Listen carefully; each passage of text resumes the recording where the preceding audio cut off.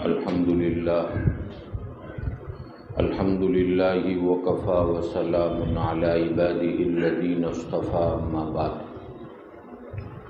اعوذ باللہ من الشیطان الرجیم بسم اللہ الرحمن الرحیم للفقراء الذین احصروا فی سبیل اللہ لا یستطیعون ضربا فی الارض یحسبهم الجاہل اغنیاء من التعفف تعرفهم بسیماهم لا يسألون الناس الحافا صدق اللہ العظیم۔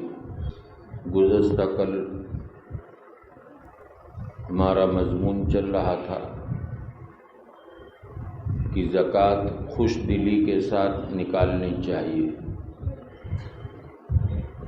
زکوٰۃ کا مال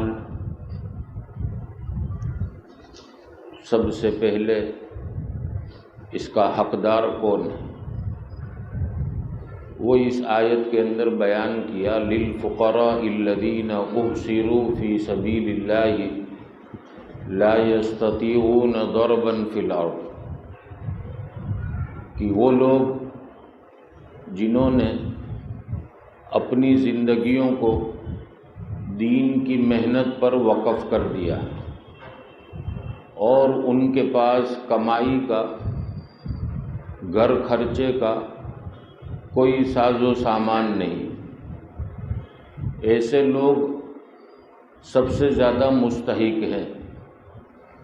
للفقراء الذین احصروا فی سبیل اللہ لا یستطیعون ضربا فی الارض،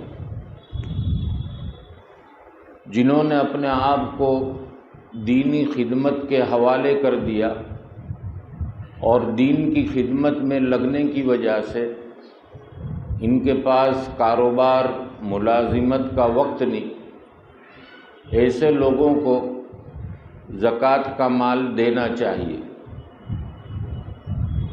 آج ہمارے یہاں جو چیز دیکھی جاتی ہے اس تھنکنگ کو تھوڑا بدلنے کی ضرورت ہے، اس سوچ کو تھوڑا بدلنے کی ضرورت ہے۔ ہمارے یہاں کی سوچ یہ ہے کہ جو بیچارہ سائیکل چلاتا ہو، کپڑے پھٹے پرانے پہنتا ہو، لوگوں کے دروازے پر کھانا لینے کے لیے جاتا ہو، یہ تھنکنگ ہے ہمارے یہاں۔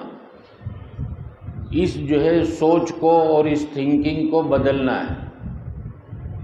غالباً ابو داؤد شریف کی روایت ہے، نبی کریم صلی اللہ تعالی علیہ وسلم نے فرمایا، اگر کوئی سائل گھوڑے پر سوار ہو کر آئے تو بھی اس کو دو۔ اس زمانے کا گھوڑے پر سوار ہو کر آنا، آج کے موقع پر ہم یہ کہہ سکتے ہیں کہ 4 وہیل میں آنا۔ تو اگر کوئی آدمی 4 وہیل میں بھی آئے تو کہا اس کو بھی دو۔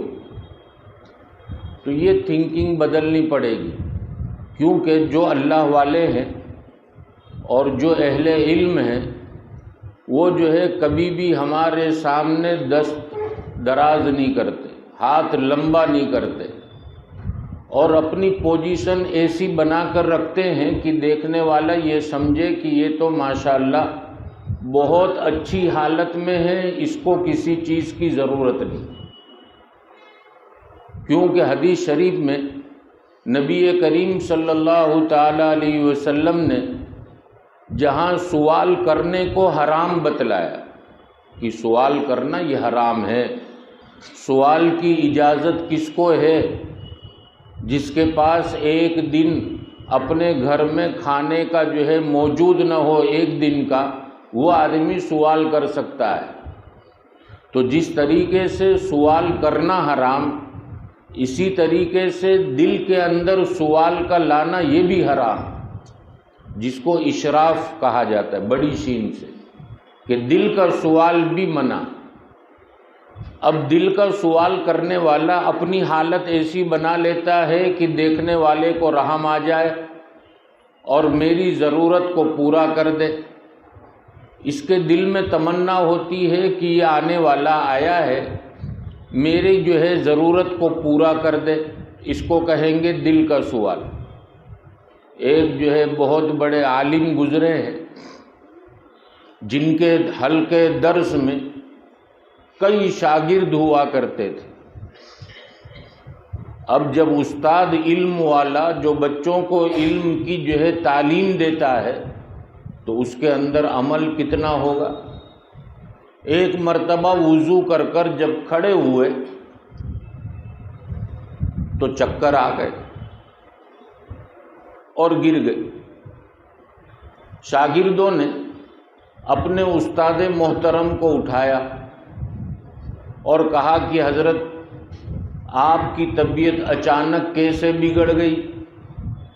ان کے منہ سے یہ نکل گیا کہ کئی دنوں کا فاقہ ہے، بھوک کی وجہ سے مجھے چکر آ گئے۔ شاگردوں نے یہ سنا تو آپس میں ایک دوسرے کو لان تان کرنے لگے کہ ہم کیسے شاگرد، ہمارا استاد کئی دنوں کا بھوکا اور ہم روزانہ پیٹ بھر کر کھاتے، ہمارے استاد کی ہم نے فکر نہ کی۔ چلو جلدی سے استاد کے لیے دسترخوان تیار کرو۔ شاگردوں نے اپنی اپنی حیثیت سے کھونچا بھرا اور استاد محترم کے پاس لے کر پہنچے۔ استاد محترم نے کھونچے میں سے کھانے سے منع کر دیا۔ شاگردوں نے کہا کہ حضرت آپ کی حالت ایسی ہے اور ابھی بھی آپ منع کر رہے، تو کہا پیارے آقا صلی اللہ علیہ وسلم نے دل کے سوال کو بھی حرام کہا ہے، میری زبان سے جو ہے سوال ہو گیا، اب میں اس کو کھا نہیں سکتا۔ شاگرد بھی ان کے پاس پڑھے ہوئے تھے، وہ کھونچا لے کر باہر چلے گئے۔ تھوڑی دیر بعد پھر واپس آئے اور کہا کہ حضرت اب کھا لو، اس لیے کہ اب تو نہ آپ کا سوال ہے نہ دل کا سوال ہے۔ تو ایسے ہمارے بڑے اکابر گزرے ہیں کہ جنہوں نے اپنے فقر اور فاقے کا کبھی اظہار نہیں کیا۔ تو قرآن بھی کہتا ہے للفقراء الذین احصروا فی سبیل اللہ لا یستطیعون ضربا فی الارض، جن لوگوں نے اپنی زندگیوں کو دین پر لگا دیا، تعلیم پر لگا دیا، ایسے لوگ زکوٰۃ کے مال کے سب سے زیادہ حقدار ہیں، ان کو پہنچا۔ آگے قرآن جو ہے ان کی علامت بیان کر رہا ہے، یحسبهم الجاہل اغنیاء من التعفف، جاہل لوگ ان کی ظاہری جو ہے چال کو دیکھ کر یہ سمجھتے ہیں کہ یہ تو مالدار ہے، یہ کسی سے سوال نہیں کرتے، اس سے اندازہ لگاتے ہیں کہ یہ تو جو ہے مالدار ہیں، ان کو کسی چیز کی ضرورت نہیں۔ تو قرآن کہتا ہے پہلی علامت ان کی یہ کہ یہ اپنے آپ کو لوگوں کے سامنے سوال کرنے سے بچاتے ہیں اور اپنی حالت ایسی رکھتے ہیں کہ دیکھنے والا دیکھ کر کبھی بھی جو ہے یہ سوچ نہیں سکتا کہ یہ غریب ہے۔ جیسے ہمارے یہاں جو ہے بڑے بڈھوں کی کہاوت تھی کہ گھر میں جو ہے دال چاول کھاؤ پھر بھی باہر ڈکار بریانی کی کھاؤ، تاکہ کسی کو انداز نہ ہو کہ تمہارے گھر میں کیا چل رہا ہے، اور کپڑے جو ہے استری والے پہنو تاکہ کوئی شناخت نہ کر سکے کہ آپ پریشان حال ہو۔ آپ اپنی پریشانی صرف اللہ کے سامنے ظاہر کرو، رب دیکھتا ہے، رب جانتا ہے کہ تیرے اوپر کیا بیت رہی ہے، روزانہ کتنے قرض والے تیرے اوپر ظلم اور ستم کر رہے ہیں، تیرے گھر کے معصوم بچے روزانہ تیرا کرتا پکڑ کر روتے ہیں کہ ابا آج تو کچھ لے کر آؤ، اب پیٹ کو سہارا مل جائے۔ تو اپنی بیوی کے درد کو بھی دیکھ رہا ہے، تیری ساری حالت تیرا رب دیکھ رہا ہے، مخلوق کو بتانے کی کوئی ضرورت نہیں، اس لیے کہ مخلوق کے سامنے جب تو اپنی پریشانی کا اظہار کرے گا تو بجائے تیری خدمت کرنے کے وہ لوگوں میں چرچا کریں گے کہ یہ آدمی کنگال ہو گیا، اس سے بچ کے رہنا۔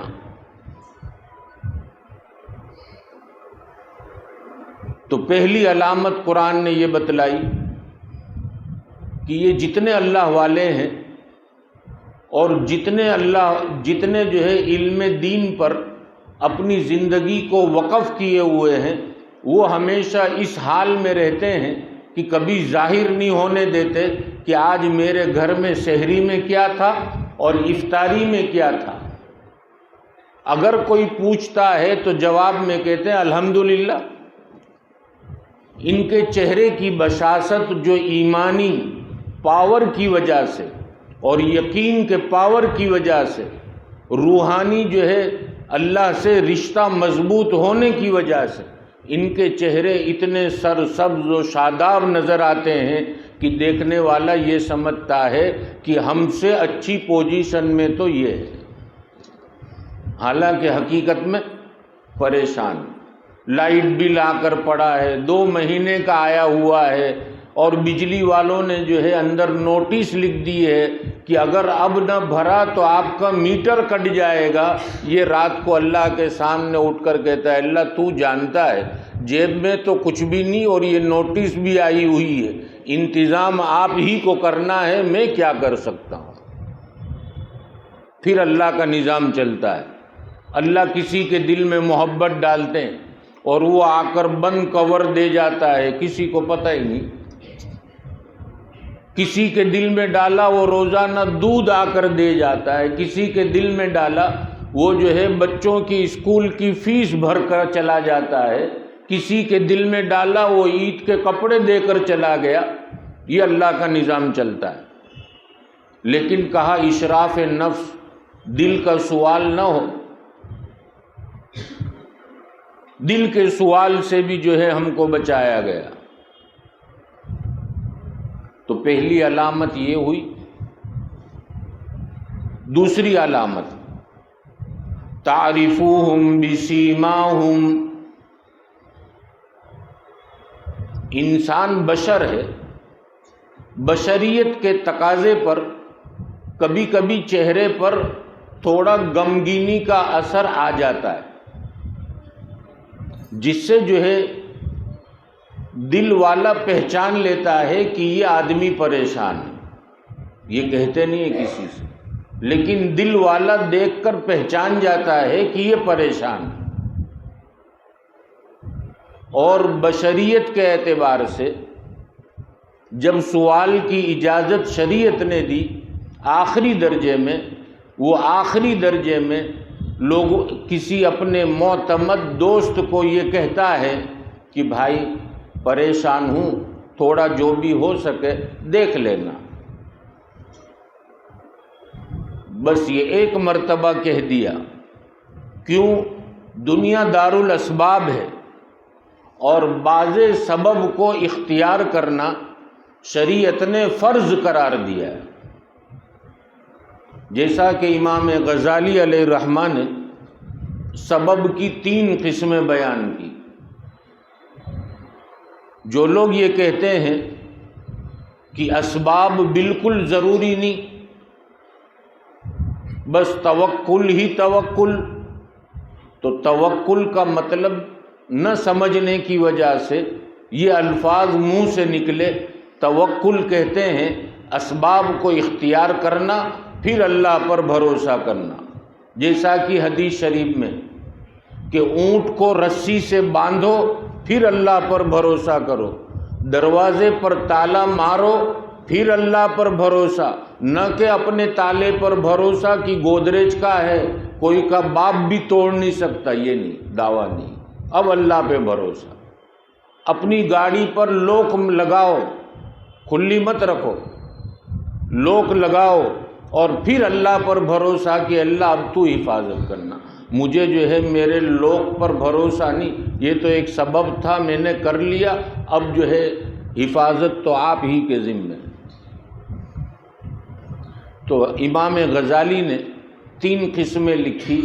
ایک تو فرمایا مسبب یقینی، یعنی کچھ اسباب ایسے ہیں کہ جن کا اختیار کرنا فرض ہے، جیسے جان بچانے کے لیے پانی کا پینا۔ کوئی آدمی یہ کہے کہ میں پانی نہیں پیوں گا، یا جو ہے زندگی کو بچانے کے بقدر کھانا کھانا۔ اب اگر کوئی آدمی کہے کہ یہ سبب میں اختیار نہیں کروں گا، اور خدا نہ خواستہ پیاسا رہتے رہتے اس کی موت آ گئی، یا بھوک کی وجہ سے اس کی موت آ گئی، فقہا فرماتے ہیں کہ آپ گھات کرنے کا، خودکشی کرنے کا گناہ ہوگا۔ کیوں؟ یہ جان اللہ نے دی ہے، تمہارے ذمے جو ہے انتظام رکھا کہ بدن اگر بیمار ہو اس کی دوا کرے، بدن کو جو ہے ضرورت ہو، پیاس لگی ہو تو حلال چیز اس کو پلائے، بھوک لگی ہو حلال جو ہے کھانا اس کو کھلائے۔ تو مسبب یقینی، کچھ اسباب جو ہے فرض کے درجے میں، جیسے زندگی کو بچانے کے لیے کھانا کھانا۔ اور دوسرا بیان کیا مسبب ظنی، جس کا اختیار کرنا واجب ہے، بدن میں کسی قسم کی بیماری کا لگنا اور اس کے لیے جو ہے دوا کی ضرورت محسوس کرنا، تو دوا لینا، ڈاکٹر کو بتانا، یہ واجب ہے۔ اس کو ظنی اس لیے کہا کہ ہم جائیں گے ڈاکٹر کے پاس، اس کا مطلب یہ نہیں کہ شفا ہو ہی جائے گی، ظنی گمان ہے کہ انشاءاللہ اللہ شفا دے گا، تو دوا ڈاکٹر دے گا، شفا اللہ دیں گے، تو اس کو کہا مسبب ظنی۔ اور اس کا اختیار کرنا بعض فقہا نے واجب لکھا اور بعضوں نے سنت مؤکدہ کا درجہ اس کو دیا۔ اور تیسرا جو ہے مسبب وہمی۔ مسبب وہمی کہتے ہیں کسی کو جنات کا اثر ہو گیا، کسی کو جادو کا اثر ہو گیا، تو اس کا علاج نہ کرانا، علاج کرانے سے بہتر ہے علاج نہ کرانا، اس لیے اس کو بعضوں نے مباح لکھا اور بعضوں نے مستحب لکھا۔ کیوں؟ حدیث شریف میں، بخاری شریف کی صحیح روایت ہے جس کا خلاصہ ہے کہ نبی کریم صلی اللہ تعالیٰ علیہ وسلم نے فرمایا، کل قیامت کے دن میری امت میں سے ایسے 70,000 لوگ جنت میں داخل ہوں گے جن پر کوئی حساب کتاب نہیں ہوگا۔ پوچھا گیا وہ کون؟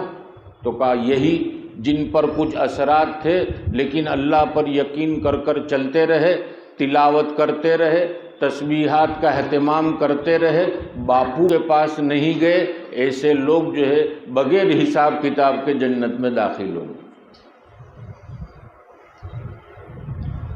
تو خیر، دوسری علامت یہ بتلائی کہ بشریت کا تقاضا ہے،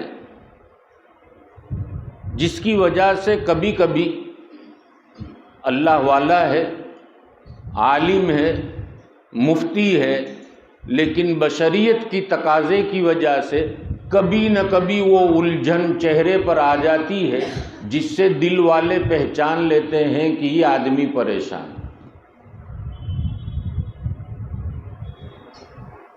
اب جو سبب کے درجے میں سوال کر لیا کسی ایک معتمد دوست سے، پھر اس کے بعد کیا کرتا ہے وہ قرآن نے آگے بیان کیا، لا يسألون الناس الحافا، سوال کر کر پھر پیچھے نہیں پڑ جاتے کہ بیچارہ ظہر میں دکھا تو پکڑا، کیا ہوا؟ لائٹ بل کا ہوا۔ پھر تراویح میں دیکھا تو پھر پوچھا کہ کیا ہوا؟ میرے بل کا انتظام ہوا۔ تو تیسری علامت قرآن نے یہ بتلائی کہ یہ اللہ والے، یہ دیندار لوگ ایسے ہوتے ہیں کہ سبب کے درجے میں کسی ایک سے سوال کر لیا پھر اس کا پیچھا نہیں پکڑتے۔ لا يسألون الناس الحافا، الحافہ یہ لحاف سے ہے، جیسے لحاف آدمی اوڑھ لیتا ہے اسی طریقے سے بالکل ہاتھ دھو کر نہ دھو کر اس کے پیچھے نہیں پڑتا۔ سبب تھا کہہ دیا، ختم۔ اس لیے کہ بعضی دفعہ سامنے والا بیچارہ کوشش میں ہوتا ہے اور اس کی تمنا بھی ہوتی ہے کہ میں اپنے بھائی کی مدد کر دوں، لیکن کہیں سے جو ہے پیسے نہیں آئے یا کچھ بھی کاروباری رکاوٹیں ہیں جس کی وجہ سے وہ یہ چاہتا ہے کہ اگر میں ابھی نہ کہہ دوں گا تو بیچارے کا دل ٹوٹ جائے گا، جہاں تک ہو سکے میں کوشش کر لوں، وقت تو میں نے ان سے لیا ہے اور کوشش کے ساتھ اللہ سے مانگوں گا کہ اللہ میں نے اپنے ایک بھائی کی مدد کا ارادہ کیا ہے کہ بیچارہ بے گھر ہے، میں اس کے لیے گھر کا انتظام کروں گا، اس کی بچی کا نکاح ہے، اس کی جو ہے شادی کے اندر جو ضرورت کی چیزیں ہیں وہ اپنی طرف سے لا کر دوں گا، میں نے ارادے کیے ہیں۔ مدرسے والوں سے جو ہے ارادے نیتیں ظاہر کی کہ انشاءاللہ مدرسے میں مدد کروں گا، لیکن ابھی ہو نہیں رہے۔ تو مدرسے والے کو بھی اور اسی طریقے سے جو دیندار لوگ ہیں وہ بھی چاہتے ہیں کہ بار بار اس کو پریشان نہ کرے۔ ہاں اگر اس نے کہا ہو کہ میری بھول جانے کی بیماری، آپ مجھے یاد دلا دینا، تو یاد دلانا چاہیے لیکن پیچھا نہیں پکڑنا چاہیے، اس لیے کہ بعضی دفعہ جب آدمی پیچھا پکڑتا ہے اب وہ بیچارہ جو ہے مجبوری میں تنگ آ کر کبھی کوئی ایسا جملہ اس کی زبان سے نکلتا ہے جس کی وجہ سے یہ آدمی بھی اللہ کے یہاں جو مقبول تھا مقبولیت سے نیچے گر جاتا ہے۔ قرآن نے بیان کیا سَنَسْتَدْرِجُهُمْ مِنْ حَيْثُ لَا يَعْلَمُونَ، ہم ان کو درجہ بدرجہ ایسے نیچے گراتے ہیں کہ ان کو پتہ بھی نہیں چلتا۔ اللہ کا مقبول بندہ، اب اللہ کس طرح اسٹیپ بائی اسٹیپ گراتے ہیں؟ تو تہجد کا پابند تھا، اب تہجد چھڑائی گئی، اللہ نے چھڑا دی کہ نہیں تہجد چھڑاؤ۔ پھر اشراق چاشت کا پابند تھا، وہ چھڑائی۔ اوابین کا پابند تھا، وہ چھوٹی۔ یہ اسٹیپ بائی اسٹیپ نیچے آ رہا ہے۔ نمازوں کے بعد سنت اور نفل پڑھا کرتا تھا غیر موقدہ، وہ چھڑائی۔ اور آہستہ آہستہ جو ہے فرض نمازیں چھوڑوا دیتے ہیں، اور فرض نمازوں کے چھوڑنے کے بعد پھر اللہ اس کو حرام کاموں میں مبتلا کر دیتے ہیں۔ یہ بیان کیا اس آیت میں سَنَسْتَدْرِجُهُمْ مِنْ حَيْثُ لَا يَعْلَمُونَ، ہم ان کو درجہ بدرجہ نیچے گراتے رہتے ہیں اور ان کو پتہ چلتا۔ اللہ ہم سب کی حفاظت فرمائے۔ سبحانک اللہم و بحمدک و تبارک اسمک و تعالی جدک و لا الہ غیرک، اللہم لک الحمد کلہ و لک الشکر کلہ و الیک یرجع الامر کلہ، نحن نستغفرک و نتوب الیک و نصلی علی رسولہ النبی الکریم۔ اے اللہ ہم سب کے گناہوں کو معاف فرما دیجئے، ہمارے قصور اور کوتاہیوں کو درگزر فرما دیجئے، آپ کی مرضیات پر زیادہ سے زیادہ چلا کر آپ کی نامرضیات سے ہماری حفاظت فرما لیجئے۔ پیارے آقا محمد الرسول اللہ صلی اللہ تعالی علیہ وسلم کے طریقوں کی محبت اور غیروں کے طریقوں کی نفرت ہمارے اہل و عیال کے دلوں میں اتار دیجئے۔ بے روزگاروں کو حلال اور برکت والی روزی عطا فرما دیجئے۔ مولا کریم آج ہم اپنی دعاؤں میں مال کی کثرت مانگتے رہتے ہیں، حالانکہ دراصل مال کے اندر برکت ہے۔ مولا کریم آپ ہمارے جان میں، مال میں، عزت اور آبرو میں برکت عطا فرما دیجیے۔ مولا کریم جب بھی ہم کو کسی چیز کی ضرورت پیش آئے آپ کے خزانے سے لینے والا بنا دیجیے۔ آپ ہمارے اہل و عیال کی ایک ایک ضرورت کو بخوبی جانتے ہیں۔ مولا کریم اپنے خزانے سے ہماری ضرورتوں کو پوری فرما دیجیے۔ مولا کریم مخلوق کا محتاج اور دستنگر نہ بنائیے، مخلوق کے سامنے ہاتھ پھیلانے سے ہماری نسلوں کی حفاظت فرما لیجیے۔ مولا کریم جو بیچارے پریشان حال ہیں، مولا کریم کسی کے گھر کی لائن سے کوئی پریشان ہوگا، کوئی کاروبار کی لائن سے، کوئی ملازمت والی لائن سے، نہ معلوم کون کون سی پریشانی میں کوئی مبتلا ہوگا۔ مولا کریم آپ تو ہم سب کی ایک ایک چیز کو بخوبی جانتے ہیں۔ مولا کریم سب کی پریشانیوں کو خیریت اور عافیت کے ساتھ دور فرما کر راحت کا اور خوشی کا فیصلہ فرما دیجیے۔ مولا کریم آپ کی زمین باوجود کشادہ ہونے کے ہمارے لیے تنگ ہوتی جاتی ہے۔ غلطی ہماری ہے کہ ہم نے آپ کی نافرمانی آپ کی زمین پر کی ہے، آپ کے پیارے نبی کے طریقے کو آپ کی زمینوں پر توڑا ہے۔ مولا کریم ہم سے غلطی ہو گئی، جیسے ایک بچہ گھر سے بھاگ کر جاتا ہے اور جب واپس گھر کی طرف آتا ہے، ماں اپنی ممتا بھرے انداز میں اس بچے کو قریب بلا کر سب سے پہلے اپنے سینے سے اس کو لپٹ لیتی ہے اور کہتی ہے، پیارے بیٹے تکلیف تھی تو مجھے کہنا تھا، گھر چھوڑ کر کیوں چلا گیا؟ تو کہاں سوتا تھا، کہاں کھاتا تھا؟ مولا کریم آپ تو کئی ماؤں سے زیادہ ممتا رکھتے ہیں۔ مولا کریم ہم بھی بھگوڑے بچے کی طرح آپ کا دروازہ چھوڑ کر بھاگے تھے، مولا کریم پھر سے آپ کے دروازے پر آئے ہیں۔ اپنی رحمت والے ہاتھ سے ہم کو سنبھال لیجئے، اپنے رحمت والے ہاتھ سے ہم کو سنبھال لیجئے۔ مولا کریم دنیا تو ہمارے گرنے کا انتظار کر رہی ہے، مولا کریم آپ ہم کو سہارا دے دیجئے۔ دنیا تو ہم کو تکلیف میں دیکھ کر خوش ہوتی ہے، مولا کریم آپ ہماری تکلیفوں کو راحت سے تبدیل فرما دیجئے۔ مولا کریم بیماروں کو شفائے کاملہ عاجلہ کلیہ نصیب فرما دیجئے۔ جتنے مدرسے کے سلسلے میں جتنے ہمارے علماء کرام آئے ہوئے ہیں، مولا کریم سب کے تقاضوں کو عافیت کے ساتھ پورا فرما دیجئے۔ مولا کریم ہمارے مساجدوں کی، مدارسوں کی، خانقاہوں کی، مقابروں کی، دینی مراکزوں کی دعوت اور تبلیغ کی اور جو کام آپ کے نزدیک حق ہیں سب کی حفاظت فرما لیجئے، کام کرنے والوں کی حفاظت فرما لیجئے۔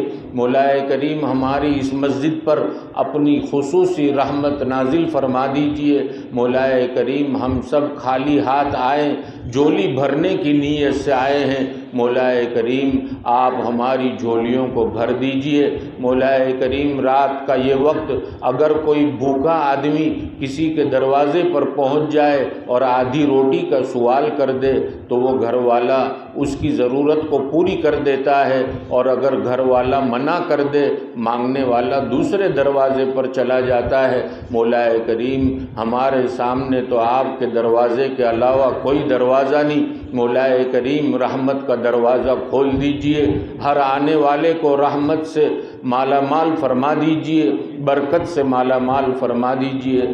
معصوم چھوٹے چھوٹے بچے بھی وقت سے پہلے یہاں حاضری دے دیتے ہیں، مولا کریم ان معصوم بچوں کے صدقے طفیل اپنی رحمت کو اتار دیجئے۔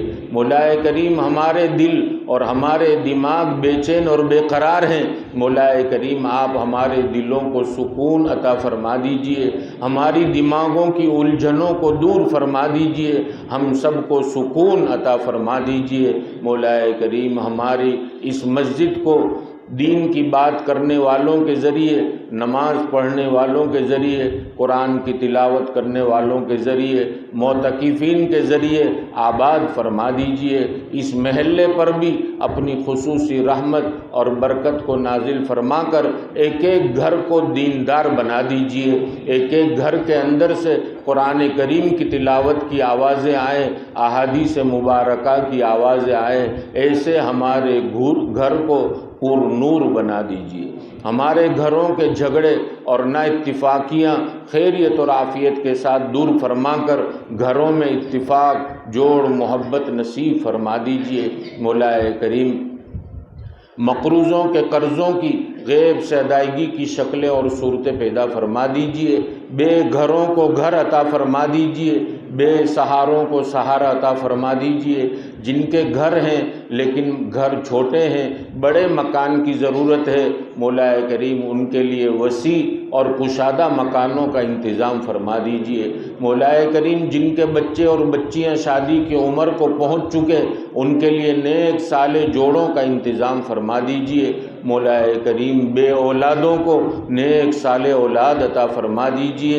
جن کی اولاد ہے نافرمان ہیں، ان کو آپ اپنا اور اپنے نبی کی اتباع کے ساتھ ساتھ ماں باپ کا فرما بردار بنا کر ماں باپ کی آنکھوں کو ٹھنڈک پہنچا دیجئے۔ مولا کریم ہماری اولاد کو عقائد حقہ پر استقامت نصیب فرما کر اعمال صالحہ کا اہتمام نصیب فرما دیجئے۔ مولا کریم ہماری اولاد کو برے اخلاق، بری عادتوں سے، بری صحبتوں سے، برے ماحول کے برے اثرات سے، برے لوگوں کا نشانہ بننے سے حفاظت فرما لیجئے۔ مولا کریم ہماری اولاد کو ہمارے لیے ثواب جاریہ اور صدقے جاریہ کا ذریعہ بنا دیجئے۔ مولا کریم جن کے بچیاں شادی کے بعد اپنے سسرال میں پریشان ہیں، مولا کریم آپ ان کی مدد فرما دیجئے۔ اگر شوہر اپنی بیوی کے حق ادا نہ کرتا ہو، اس کو اپنی بیوی کے حقوق کی ادائیگی کا اہتمام نصیب فرما دیجئے۔ اگر ساس اور دیگر افراد اس کے ساتھ جو زیادتیاں کرتے ہوں، مولا کریم ان کو آپ جو ہے صحیح سمجھ عطا فرما دیجئے۔ مولا کریم ہماری بچیوں کو اپنے سسرال میں خوشحالی عطا فرما دیجئے، دینداری کے ساتھ رہنا نصیب فرما دیجئے۔ مولا کریم جنہوں نے دعا کے لیے کہا لکھا، جن کا ہم پر حق ہے، سب کی جائز اور نیک تمنائیں پوری فرما دیجئے۔ ہم سب کو حرمین شریفین کی بار بار مقبول حاضری نصیب فرما دیجئے۔ مولا کریم آج تک آپ سے مانگ کر کبھی محروم نہیں ہوئے، ابھی بھی اور آئندہ بھی محروم نہ فرمائیے۔ ہمارے ظاہر کو بھی بنا دیجئے، ہمارے باطن کو بھی بنا دیجئے۔ ہمارے علماء، ہمارے بزرگوں کی عمروں میں برکت عطا فرما کر ان کا سایہ ہم پر تادیر قائم فرما دیجئے۔ ان کی دعاؤں میں ہمارا حصہ نصیب فرما دیجئے، ان کی قدردانی نصیب فرما دیجئے۔ اللہم صلی علی محمد النبی الامی وعلی آلہ وسلم تسلیما۔ سبحان ربک رب العزت عما یصفون وسلام علی المرسلین والحمد للہ۔